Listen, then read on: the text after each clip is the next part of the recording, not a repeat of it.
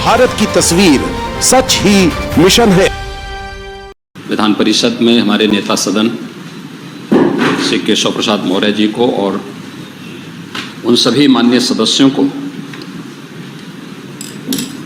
जिन्होंने इस चर्चा में भाग लेकर के 25 करोड़ जनता की आशा और आकांक्षाओं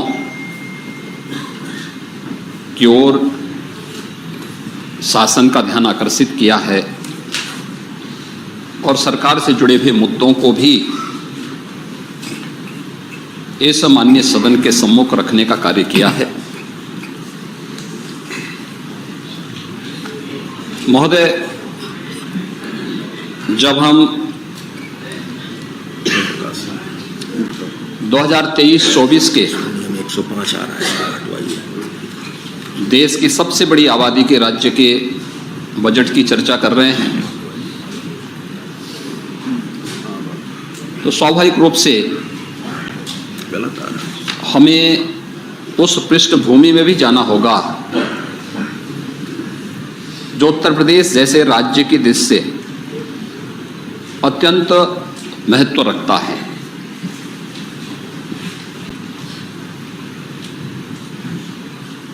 पूरा देश और पूरी दुनिया उत्तर प्रदेश के पिछले 6 वर्ष के अंदर के बदले हुए प्रवेश को देख रही है। एक बदला हुआ उत्तर प्रदेश, एक नया उत्तर प्रदेश आदरणीय प्रधानमंत्री श्री नरेंद्र मोदी जी के मार्गदर्शन और प्रेरणा से आज जिस गति के साथ आगे बढ़ा है, वह आम जनमानस के मन में प्रदेश में एक नया विश्वास भरता है और ये विश्वास की ही परिणति है कि भारतीय जनता पार्टी 5 वर्ष तक सफलतापूर्वक प्रदेश में शासन करने के बाद फिर से 2/3 से अधिक बहुमत के साथ फिर से सरकार बनाने में प्रदेश के अंदर सफल हुई है। महोदय, इस दौरान टीम वर्क जो प्रदेश के अंदर हुआ है वह भी सबको देखने को मिला होगा। याद करें, 2015-16 का प्रदेश का जो बजट था वह मात्र 3,02,000 करोड़ 3,20,000 करोड़ रुपए का था। 2016-17 का प्रदेश का जो बजट था वह 3,40,000 करोड़ रुपए का था। और 6 वर्ष के बाद जब हम लोग 25 करोड़ जनमानस की भावनाओं के अनुरूप बजट सदन में प्रस्तुत किए, मेरे सहयोगी वित्त मंत्री श्री सुरेश कुमार खन्ना जी ने बजट प्रस्तुत किया था। 2023-24 का बजट इस उच्च सदन में मेरे सहयोगी और इस सदन के नेता श्री केशव प्रसाद मौर्य जी ने जब प्रस्तुत किया होगा, ये बजट 6 वर्ष में दोगुने से अधिक बढ़ा है, यानी 6,90,000 करोड़ से अधिक का ये बजट यानी 7 लाख करोड़ तक पहुंचेगा। उत्तर प्रदेश की अर्थव्यवस्था के विस्तार को ये बताता है।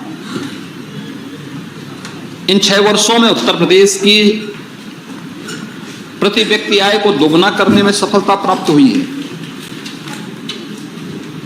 प्रदेश के अंदर प्रदेश की अर्थव्यवस्था को दोगुना करने में हमें सफलता प्राप्त हुई है और हर वर्ष के अगर हम बजट को देखेंगे एक निश्चित थीम के साथ वो आगे बढ़ी है।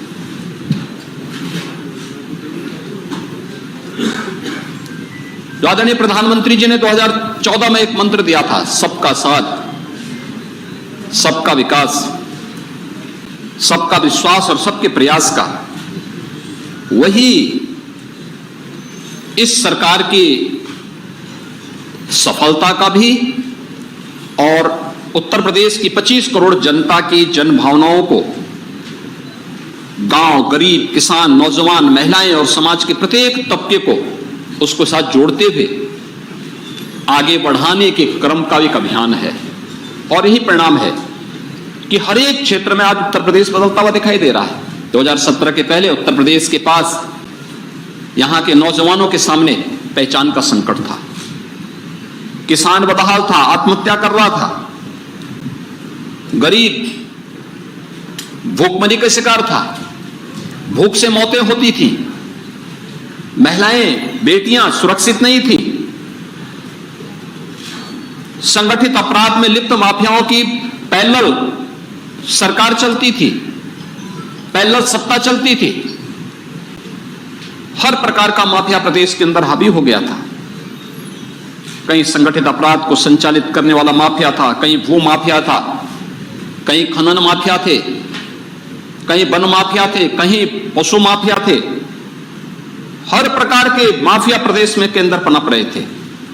लेकिन पिछले 6 वर्ष के अंदर जिस उत्तर प्रदेश के नौजवान के सामने पहचान का संकट खड़ा हुआ, वह नौजवान के सामने 17 के पहले जिन लोगों ने पहचान का संकट खड़ा किया था, आज उत्तर प्रदेश का नौजवान देश और दुनिया में जहां कहीं जाता है सम्मान की निगाहों से देखा जाता है।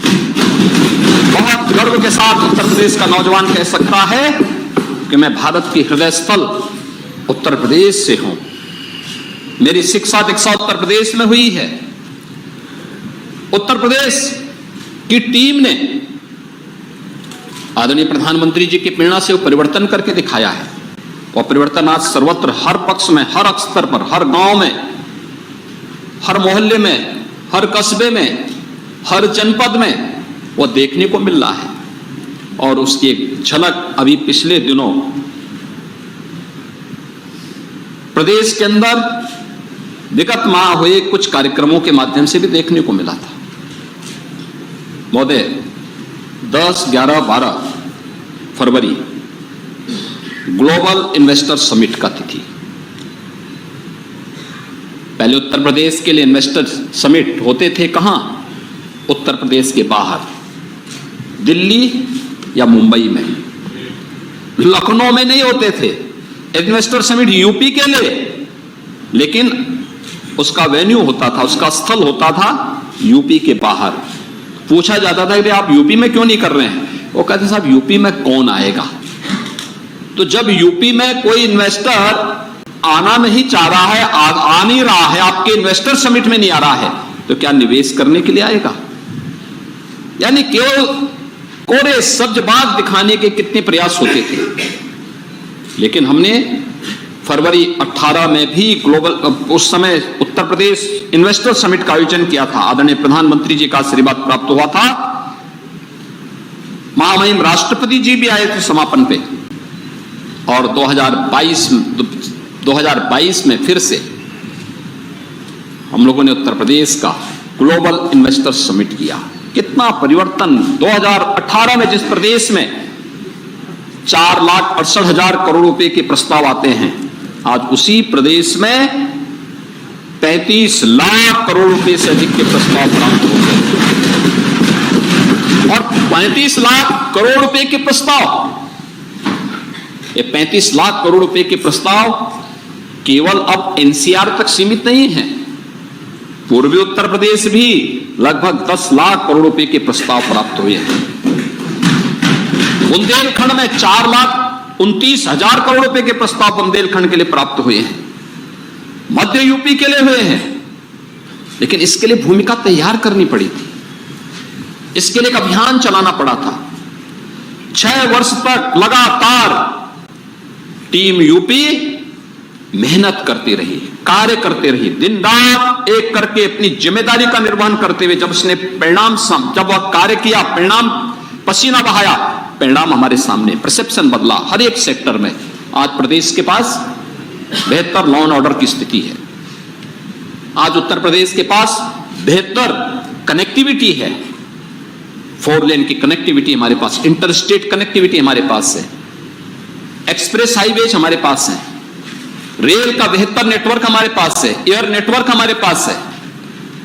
उत्तर प्रदेश कि मैन पावर की केवल स्केल ही नहीं बल्कि उसकी स्किल को बढ़ाने के लिए भी यहां कार्य हुआ, यह भी आज उत्तर प्रदेश के पास है।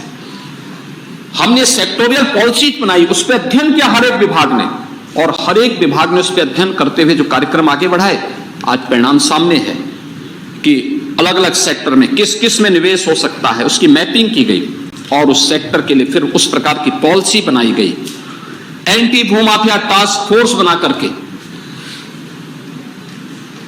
लैंड बैंक तैयार किया गया। 64,000 हेक्टेयर से अधिक भूमि उत्तर प्रदेश के अंदर लैंड बैंक के रूप में भूमाफियाओं के कब्जे से मुक्त करा करके, सत्ता के संरक्षण में जो लोग इन जमीनों में कब्जा करते थे उनसे मुक्त करा करके प्रदेश का एक भारी भरकम लैंड बैंक बना। और परिणाम हमारे सामने है। जब ग्लोबल इन्वेस्टर समिट के लिए किया, हमने कार्रवाई की, अंतर देख सकते हैं। इस बार जहां कहीं भी हमारे वरिष्ठ मंत्रीगण, दोनों डिप्टी सीएम और मेरे सभी वरिष्ठ सहयोगी दुनिया के अंदर जिस भी देश में गए, 16 देशों की यात्रा की उन्होंने, 21 सिटी कवर किए थे, और जिस भी देश में गए हर एक जगह बड़े सम्मान के साथ उनका स्वागत हुआ और उन्हें लोगों ने देखते देखते सम्मान की दृष्टि से उन्हें हर प्रकार की मदद की। भारी भरकम निवेश के प्रस्ताव हमारी टीम दुनिया के उन 16 देशों से लेके आई। पहली बार है यूपी की टीम देश के बाहर गई। और यही नहीं, देश के अंदर भी 8 स्थानों पर हमारे मंत्री समूह अलग अलग स्थानों पर जाकर के निवेश के लिए रोड शोज किए। और हमारे सभी जनप्रतिनिधि, माननीय सांसद, माननीय विधायक, विधान परिषद के माननीय सदस्यगण, इन्होंने भी हर जिले में रोड शो का आयोजन किया। और परिणाम है कि उत्तर प्रदेश के 75 जनपदों में आज निवेश होने जा रहा है। आज उत्तर प्रदेश का कोई जिला ऐसा नहीं बोल सकता कि हमारे पास निवेश की कोई प्रस्ताव नहीं है। उत्तर प्रदेश के ये सबसे बड़ी सफलता है इस इन्वेस्टर समिट का, कि जहां पे 75 जनपद कवर हो रहे हैं। प्रदेश का जो 17 के पहले सबसे पिछड़ा क्षेत्र माना जाता था पूर्वी उत्तर प्रदेश और बुंदेलखंड, वहां पे भी भारी भरकम निवेश हो रहा है और पश्चिम में तो होना ही होना है। इसके लिए इंफ्रास्ट्रक्चर भी तैयार किया गया, बेहतर इंफ्रास्ट्रक्चर तैयार हुआ। इस पे हम चर्चा करेंगे। और इन कार्यक्रमों को आगे बढ़ाते हुए G20 के भी 2 समिट यहां पर हुए हैं। महोदय, G20 दुनिया के 20 बड़े देशों का समूह है। ये 20 वे बड़े प्रतिष्ठित देश, जिनका दुनिया के 65% से अधिक आबादी जहां निवास कर रही है, 75% से अधिक ट्रेड पर जिनका अधिकार है, 85% से अधिक जीडीपी पर जिन देशों का अधिकार है, और 90% से अधिक इनोवेशन और रिसर्च पर जिन देशों का अधिकार है, वे G20 का समूह है। आजादी के अमृतकाल के प्रथम वर्ष में प्रधानमंत्री मोदी जी के नेतृत्व में भारत G20 के देशों की अध्यक्षता कर रहा है, और उसमें से 2 बैठकें यूपी के अंदर संपन्न हो चुकी हैं। एक आगरा में संपन्न हुई जो महिला सशक्तिकरण पर आधारित थी, 10, 11, 12 फरवरी को, और दूसरा 13, 14, 15 फरवरी को प्रदेश की राजधानी लखनऊ में संपन्न हुआ। इसमें 20 उन बड़े देशों के प्रतिनिधि तो आए ही थे, उनके अलावा भारत के 9 मित्र देशों के आमंत्रित सदस्य भी भाग लिए और 7 अन्य देशों के संगठनों ने भी भागीदारी की। आवभगत से, आतिथ्य सेवा से वे अभिभूत थे। और थीम भी G20 का वसुधैव कुटुंबकम का है।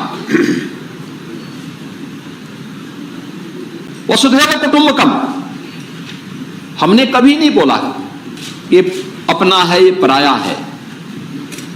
हमारे यहां तो हमेशा इस बात को कहा गया है, अयम निज परोवेति गणना लघु चेत साम उदार चरिता नाम तो सुधैव कुटुंबकम का ये भाव, ये भारत की ऋषि परंपरा,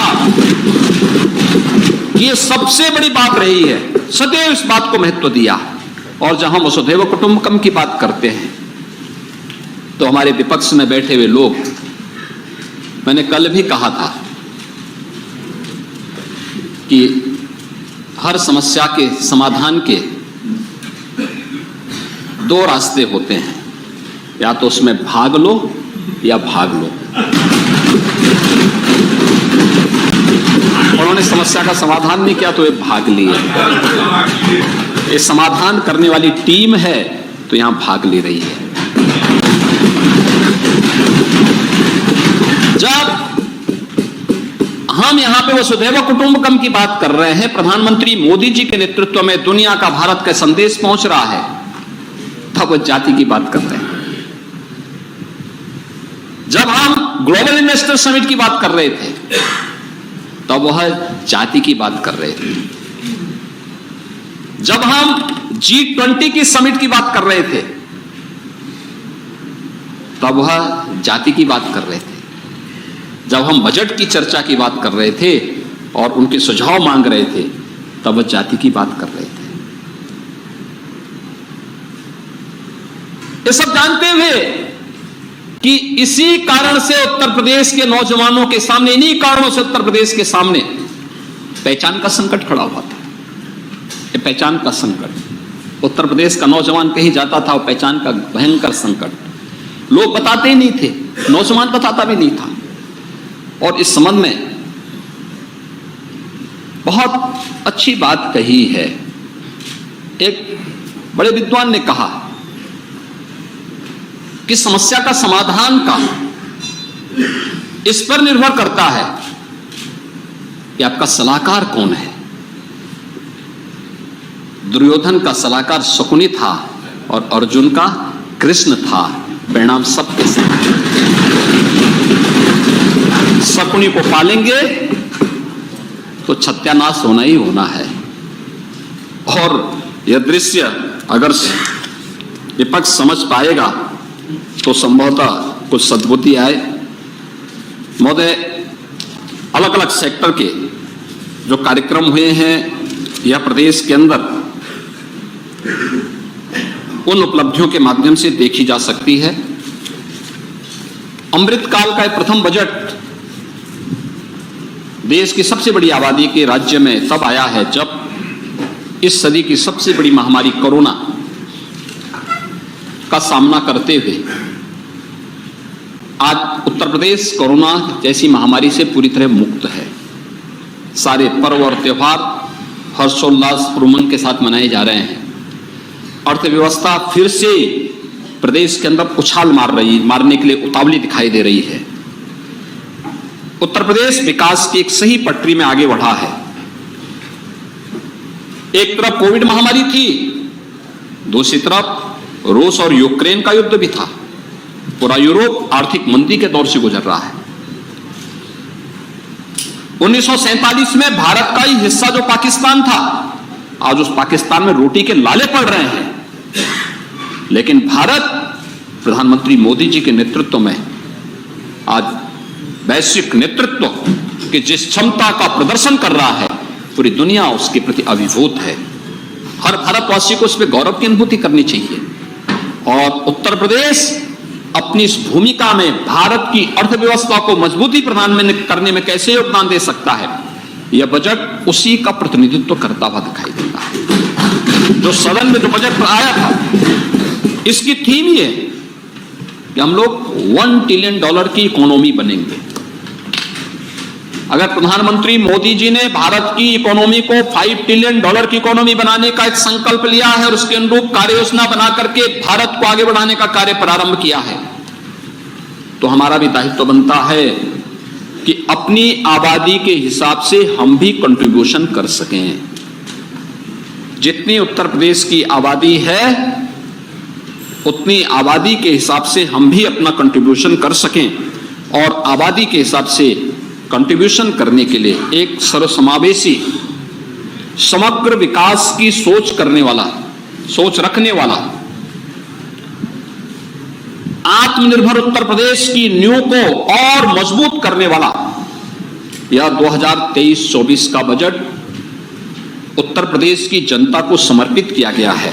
और इस बजट को प्रस्तुत यहां पर आज जब इसका जवाब दे रहा हूं मैं, तो मुझे यह बताते हुए प्रसन्नता है कि प्रदेश के अलग अलग जो बजट प्रस्तुत किए गए थे उन सब की अलग अलग थीम थी।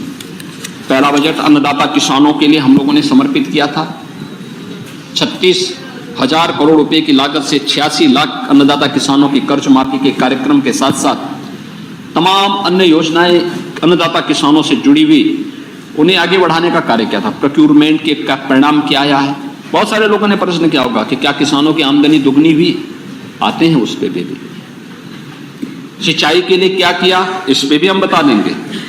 दूसरा बजट था औद्योगिक निवेश और अवस्थापना ढांचागत व्यवस्था में इंफ्रास्ट्रक्चर डेवलपमेंट के लिए जो कार्य प्रदेश के अंदर हुआ। तीसरा था मिशन शक्ति महिला सशक्तिकरण के लिए जो कार्य हुआ। चौथा था युवाओं के विकास के लिए और इंफ्रास्ट्रक्चर डेवलपमेंट के लिए जो नई कार्य योजनाएं प्रदेश के अंदर तैयार हुई थी। 21-22 का बजट उत्तर प्रदेश के विभिन्न वर्गों के स्वावलंबन से जुड़ा हुआ था। 22-23 का अंत्योदय से आत्मनिर्भरता की संकल्पना को आगे बढ़ाने वाला बजट था। और 23-24 का हमारा ये बजट त्वरित सर्वसमावेशी समग्र विकास की सोच के साथ एक आत्मनिर्भर उत्तर प्रदेश की आधारशिला को मजबूती प्रदान करने वाला ये बजट यहां पर प्रस्तुत किया गया है। महोदय, बजट के अलग अलग अगर आप देखेंगे तो बजट $1 ट्रिलियन की दिशा में उत्तर प्रदेश को कैसे आगे बढ़ाएगा, ये हम देख सकते हैं। पिछले कुछ समय से जो कार्य हुए हैं, एक हमने जो कहा सो करके दिखाया भी। 2022 के विधानसभा चुनाव के पहले हमारी पार्टी ने 130 संकल्प प्रदेश की जनता के सामने किए थे। यह बजट 110 संकल्पों को पूरा करता है और उसमें उनके लिए 64,000 करोड़ रुपए का प्रावधान किया गया है। प्रदेश में हम लोगों ने इस दौरान अगर देखेंगे कि 16-17 में प्रदेश का कुल जो रेवेन्यू था वह कुल प्राप्त होता था 86,000 करोड़। इस वित्तीय वर्ष में यानी मार्च 31 तक जो आज आने जा रहा है प्रदेश के पास, वह 2,20,000 करोड़ रुपए से अधिक की राशि प्रदेश के स्वयं के राजस्व में आने जा रही है। महोदय, इससे पहले क्या होता था? मैंने कल भी कहा, प्रदेश में पहले सेल टैक्स और वैट था। इससे प्रदेश को कुल राशि मिलती थी 49,000 करोड़ से लेकर के 51,000 करोड़। आज ये राशि बढ़ करके होने जा रही है 1,24,000 करोड़ से 1,25,000 करोड़ इस वित्तीय वर्ष में ये बढ़ करके जाने वाली है। यानी इतना बढ़ा है उत्तर प्रदेश को, इसका इतना लाभ होने जा रहा है। और स्टेट एक्साइज में कुल 12,000 करोड़ उत्तर प्रदेश को मिलते थे 2017 तक, मार्च 17 तक। आज ये राशि बढ़कर के जाने जा रही, 12,000 करोड़ बढ़कर के जाने जा रहा, 45,000 करोड़ रुपए राज्य को इससे प्राप्त होने वाले। ये पैसा कहां जाता था? ये चोरी होता था। यही पैसा जब जाता था तो लोग इंग्लैंड में होटल बनाते थे। यही पैसा जब जाता था तो ऑस्ट्रेलिया में टापू खरीदे जाते थे। पैसा राज्य का जो प्रदेश के इंफ्रास्ट्रक्चर पे खर्च होना चाहिए था, प्रदेश के गरीब कल्याण के लिए खर्च होना चाहिए था, प्रदेश के वृद्धजनों के लिए योजना बनाने के लिए, नौजवानों के लिए योजना बनाने के लिए खर्च होना चाहिए था, उन पे नहीं खर्च हुआ।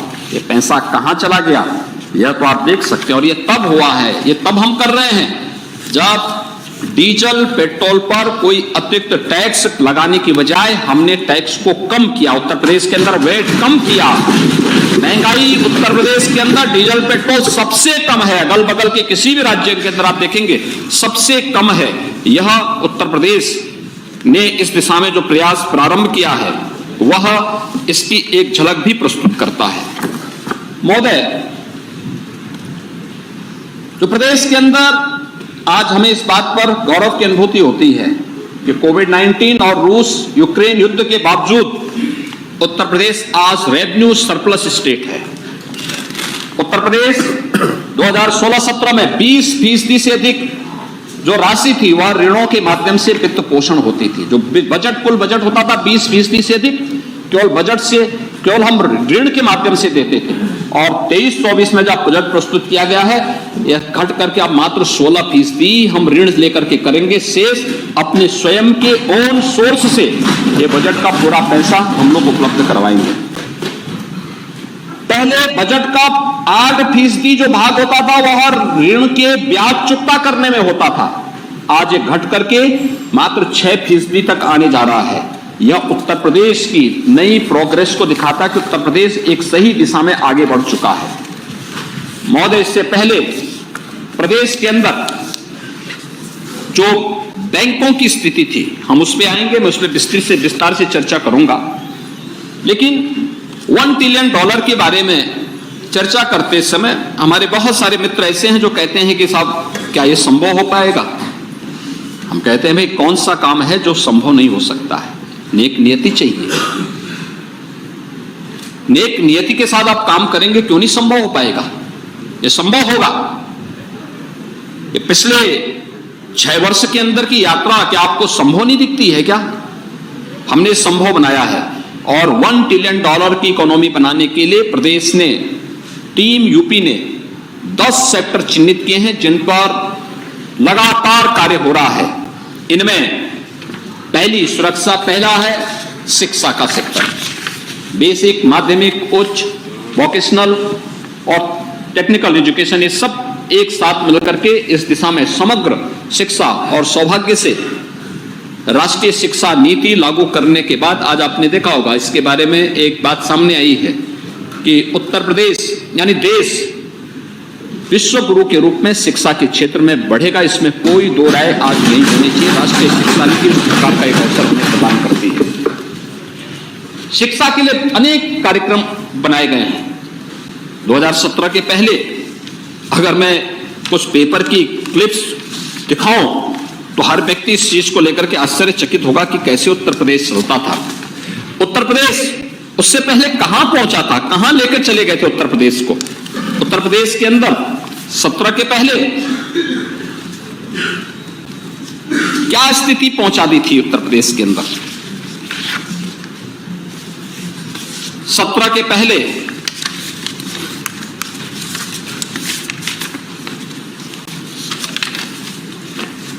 सूबे में 5वीं के 56% बच्चे हिंदी तक नहीं पढ़ पाते। यह उत्तर प्रदेश की स्थिति थी 17 के पहले। यूपी में प्राथमिक विद्यालयों की बदहाली की पोल खोलती रिपोर्ट, यह 20 अगस्त 2015 की है। 26,379 स्कूल चल रहे हैं एक कमरे में, सिंगल कमरे में। यह उत्तर प्रदेश की स्थिति थी। और यूपीएससी की हर परीक्षा पर सवाल, अनिल यादव के अध्यक्ष बनने के बाद विवादों में आई तेजी। यह उत्तर प्रदेश के अखबारों की सुर्खियां हुआ करती थी। यह उत्तर प्रदेश 2017 के पहले का है। और आज मैं धन्यवाद दूंगा आप सभी माननीय सदस्यों को कि आपने ऑपरेशन कायाकल्प में एक विद्यालय को गोद लेकर के उसके रिनोवेशन की कार्रवाई की और आज उत्तर प्रदेश में 1,30,000 से अधिक बेसिक शिक्षा परिषद के स्कूलों को हम लोगों ने रिनोवेशन करके फ्लोरिंग को ठीक करने का काम किया, बच्चों को फर्नीचर दिया। हमारी सरकार पिछले 6 वर्ष से लगातार बेसिक शिक्षा परिषद में जो पहले 1,34,00,000 बच्चे पढ़ते थे, आज 1,34,00,000 बच्चे से बढ़कर के 1,91,00,000 बच्चे आज उत्तर प्रदेश की बेसिक शिक्षा परिषद के स्कूलों में पढ़ रहे हैं। उन बच्चों को uniform free, 2 uniform free, bag free, books free, जूता मोजा free, sweater free, mid day meal की क्वालिटी सुधारी गई है। 1,91,00,000 बच्चे उत्तर प्रदेश की बच्चे हैं। ये किसी जाति, किसी मत और मजहब के साथ मत जोड़ो इन बच्चों को। जब इन बच्चों के हक को हड़प करके दुनिया में अपने संसाधन बढ़ाने का काम करते थे, तब क्या जाति नजर नहीं आती थी? क्या तब इन्हें जाति नजर नहीं आती थी? बच्चियां ज्यादातर ऐसी थी जो बेटियां हैं वे नंगे पैर स्कूल जाती थी। आज मैं कह सकता हूं उत्तर प्रदेश में 1200 रुपए हर बच्चे के अकाउंट में जा रहा है डीबीटी के माध्यम से। अभिभावक को इस बात के लिए तैयार किया जा रहा है कि भाई उन बच्चों के लिए जूता मोजा समय पे खरीद करके स्कूल भेजो। ये संख्या बड़ी है। ऑपरेशन कायाकल्प के बाद ये सुविधा, आज डिजिटल लाइब्रेरी के लिए बजट में पैसा दिया गया। हर गांव और हर वार्ड में डिजिटल लाइब्रेरी का निर्माण होगा। बजट में इसका प्रावधान कर दिया गया है। पीएम श्री योजना के अंतर्गत उन बच्चों के लिए बेहतर विद्यालय बनेंगे। बहुत अच्छे विद्यालय बनने जा रहे हैं। अभी तो 18 अटल आवासीय विद्यालय हम बनाने जा रहे हैं। इसी सत्र में प्रारंभ करने जा रहे हैं। रजिस्टर्ड श्रमिकों के बच्चे, कोविड के दौरान जो बच्चे अनाथ हुए हैं, उन बच्चों को, अन्य अनाथ बच्चों को उन स्कूलों में वर्ल्ड क्लास इंफ्रास्ट्रक्चर के साथ हम लोग उत्तम शिक्षा देने जा रहे हैं। और ये सरकार पूरा खर्चा उन बच्चों को लेगी। लॉजिंग, फूडिंग की सारी सुविधा उन बच्चों के लिए वहीं पर उपलब्ध करवाएंगे। हमने तो किसी की जाति नहीं देखी, किसी का मजहब नहीं देखा। हमारी आने वाली पीढ़ी है, उसके भविष्य को अच्छा बनाना हमारा दायित्व है। अपनी जिम्मेदारी से हम भाग नहीं सकते हैं और हमारी सरकार इसको कर रही है। इसको हर विकास खंड स्तर पर, हर न्याय पंचायत स्तर पर आगे बढ़ाने का कार्य हो रहा है। माध्यमिक स्तर पर माध्यमिक शिक्षा के गवर्नमेंट विद्यालयों के साथ साथ शासकीय सहायता प्राप्त निजी प्रबंधन के विद्यालयों को भी उनके रिनोवेशन के लिए, नई बिल्डिंग के लिए हम पैसा देना चाहते हैं और इसके लिए धनराशि की व्यवस्था बजट में की गई है। और यही नहीं, उनके संस्कार होंगे, वो अपनी विरासत को कोसेंगे, कोसते ही रहे हैं। भगवान राम तक को नहीं बख्शा इन लोगों ने। और मध्यकाल के महान संत तुलसीदास जी को जिस प्रकार की टिप्पणी की गई, तुलसीदास जी की विरासत को देश और दुनिया आकर्षित होती है और तुलसीदास जी के साथ तो जुड़ाई है। बेचारे जब रामचरितमानस लिखना प्रारंभ किया था, पोथी चोरी हो जाती थी, लेकिन समस्या देने वाला की हस्ती कितनी भी बड़ी क्यों ना हो, जब ईश्वर की कृपा होती है ना, कुछ नहीं बिगाड़ सकता कोई। संत तुलसीदास जी ने एक अमर महाकाव्य दे दिया रामचरितमानस के माध्यम से। श्री रामचरितमानस मध्यकाल में भारत का मार्गदर्शन करने वाला, गुलामी की बेड़ियों से मुक्त करने वाला। उस कालखंड में उनको भी अकबर के दरबार में बुलाया गया था। उन्होंने जाने से इनकार कर दिया था। उन्होंने कहा कि भाई मेरा तो एक ही राजा है और राम है, राम के सिवाय किसी को मैं राजा नहीं मानता। बोलने का साहस मध्यकाल में किसी ने किया था, महान संत ने किया था, तुलसीदास जी ने किया था। तुलसीदास जी को रामचरितमानस के माध्यम से हमारी सरकार ने तय किया।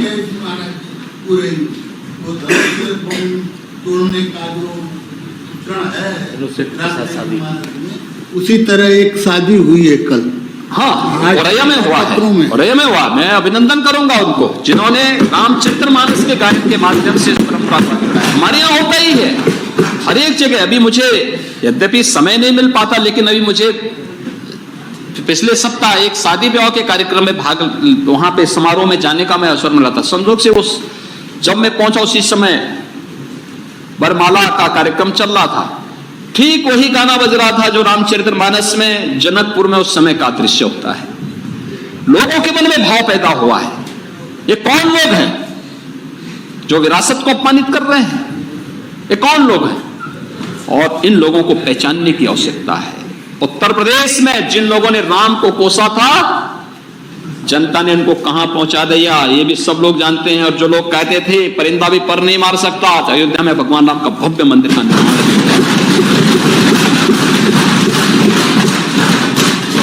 जनवरी 2014 में जब रामलला अपने मंदिर में फिर से विराजमान होंगे, पूरा भारत ही नहीं पूरी दुनिया गौरवान्वित होगी, विरासत पर सम्मान करेगी। राम की विरासत हम सबको गौरव की अनुभूति होनी चाहिए। और हमने तय किया है संस्कृत विद्यालयों के रिनोवेशन के लिए 100 करोड़ रुपए की व्यवस्था भी की है और संस्कृत के बच्चों के लिए स्कॉलरशिप की व्यवस्था सरकार देगी, स्कॉलरशिप की व्यवस्था भी देगी। पुरोहित कल्याण बोर्ड का निर्माण गठन तो हम कर ही रहे हैं, सारी उसकी कार्य योजना चल रही है। अच्छा होता विरोधी दल के नेतागण यहां पर इस मुद्दे पे चर्चा करते, लेकिन वे भाग गए। हमने पैसे की व्यवस्था की है और पैसे की व्यवस्था के माध्यम से कर रहे हैं। उच्च शिक्षा के लिए पिछली बार 3 विश्वविद्यालय बनाए गए थे, सहारनपुर, अलीगढ़ और आजमगढ़। इस बार 3 नए विश्वविद्यालय उच्च शिक्षा में उपलब्ध कराए गए हैं, जो 3 असेवित कमिश्नरी थी। मां बिंदुवासिनी का धाम मिर्जापुर, मां पाटेश्वरी का धाम देवपाटन मंडल और मुरादाबाद। इन तीनों कमिश्नरी में हम एक नया विश्वविद्यालय देने जा रहे हैं। बजट का प्रावधान इस बजट में कर दिया गया है।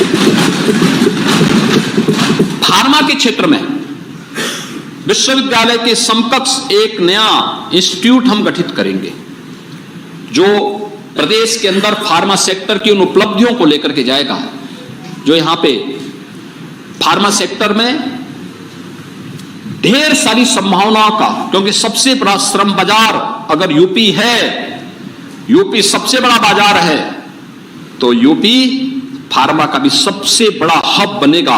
और इसके लिए फार्मा पार्क के साथ साथ इन कार्यक्रमों को भी हम आगे बढ़ाने जा रहे हैं। वोकेशनल एजुकेशन में प्रधानमंत्री कौशल विकास के साथ साथ अभी टाटा टेक्नोलॉजीज लिमिटेड के साथ एक एमओयू वोकेशनल एजुकेशन ने किया है। टाटा टेक्नोलॉजीज के साथ में 5000 करोड़ रुपए से अधिक का यह प्रोजेक्ट है।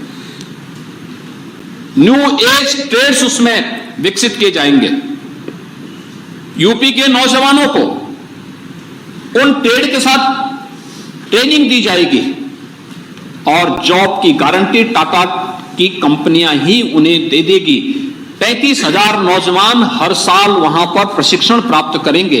यह काम इसी वर्ष से हम लोग आगे बढ़ाने जा रहे हैं। एमओयू पूरा हो चुका है, यह कार्य भी आगे बढ़ने जा रहा है, जिसमें 88% शेयर टाटा की कंपनियां देंगी और 12% मात्र राज्य सरकार को देना है। 10 वर्षों तक ये चलेगा, यानी 10 वर्षों में उत्तर प्रदेश के अंदर इन 150 ITI के माध्यम से ही हम लोग 3.5 लाख नौजवानों को स्किल डेवलपमेंट के साथ साथ उन्हें जॉब की गारंटी केवल उसके माध्यम से दे पाएंगे और उस तर्ज पर शेष अन्य ITI को भी आगे विकसित करने का काम करेंगे। टेक्निकल एजुकेशन में भी न्यू एज कोर्सेज को हम लाने का प्रयास करें। ड्रोन टेक्नोलॉजीज का है, नए इनोवेशन के लिए हम लोगों ने अपनी कार्रवाई को आगे बढ़ाने की कार्रवाई की है। बहुत सारी चीजों को हम उसके साथ आगे बढ़ाने का उन कार्यक्रमों को आगे बढ़ाने का काम कर रहे हैं। ये लगातार ये कार्यक्रम हमारे जहां आगे बढ़ाने के कार्य चल रहे हैं, ये टेक्निकल एजुकेशन में चल रहा है, उच्च शिक्षा में बेहतर कार्य हुआ है। महोदय, दूसरा सेक्टर है स्वास्थ्य का। स्वास्थ्य के सेक्टर में भी हम लोगों ने प्रदेश के अंदर अच्छी प्रगति की है। उत्तर प्रदेश ने एक अच्छी प्रोग्रेस इस दिशा में की है। और ये प्रोग्रेस किस हद तक की प्रोग्रेस है? कोविड-19 आज लगभग समाप्त सा हो गया है और हम देख सकते हैं कि यहां पर आज कोरोना महामारी की स्थिति लगभग समाप्ति की कगार पर है। प्रदेश के अंदर समाजवादी पार्टी सरकार में क्या की? जननी सुरक्षा योजना में 75 करोड़ रुपए की घोटाला की। उस समय न्यूज क्लिपिंग हुआ करती थी। Advance life support ambulance ELS आज प्रदेश के अंदर 500 काम कर रही हैं, लेकिन 2017 के पहले भारत सरकार सपोर्ट करना चाहती थी, फ्री में देना चाहती थी उत्तर प्रदेश को। समाजवादी पार्टी की सरकार ने उसे लेने से इनकार कर दिया था। आप सोचिए, लाखों लोगों की जान बची है इन लाइफ सपोर्ट एम्बुलेंसेस के माध्यम से। कोरोना कालखंड में ये एक नया जीवन दान दे रही थी, लेकिन समाजवादी पार्टी को इसकी चिंता नहीं थी। आयुष्मान भारत योजना का शुभारंभ समाजवादी पार्टी की सरकार ने नहीं किया। महोदय, आज 6 करोड़ से अधिक लोग उत्तर प्रदेश के अंदर आयुष्मान भारत के साथ जुड़े हुए हैं और शेष उत्तर प्रदेश सरकार मुख्यमंत्री जन आरोग्य योजना के माध्यम से उन्हें कवर कर रही 10 करोड़ लोगों को हम लोग आयुष्मान भारत योजना में 5 लाख रुपए की स्वास्थ्य बीमा का कवर उपलब्ध करवा रहे हैं। लेकिन इससे पहले ये सुविधा नहीं थी। राजकीय कर्मचारियों के लिए कैशलेस उपचार की सुविधा 2017 के पहले नहीं थी। आज ये सुविधा हम लोगों ने उपलब्ध कराई है। बजट में भी इसकी व्यवस्था की गई है। मुख्यमंत्री जन आरोग्य मेला यानी मुख्यमंत्री आरोग्य मेला के माध्यम से 2020 में हम लोगों ने फरवरी 2020 में प्रारंभ किया था। अब तक 11 करोड़ 72 लाख 29 हजार से अधिक रोगी इससे लाभान्वित हुए हैं और जिसमें से 2 लाख 770 गंभीर रोगियों को हायर सेंटर रेफर करके उनके उपचार की व्यवस्था की गई है और 11 लाख 80 हजार से अधिक गोल्डन कार्ड भी आयुष्मान भारत के उपलब्ध कराए गए, इन गरीबों को उपलब्ध करवाए गए हैं। 250 सामुदायिक स्वास्थ्य केंद्रों को टेलीमेडिसिन की सेवा से जोड़ा गया है।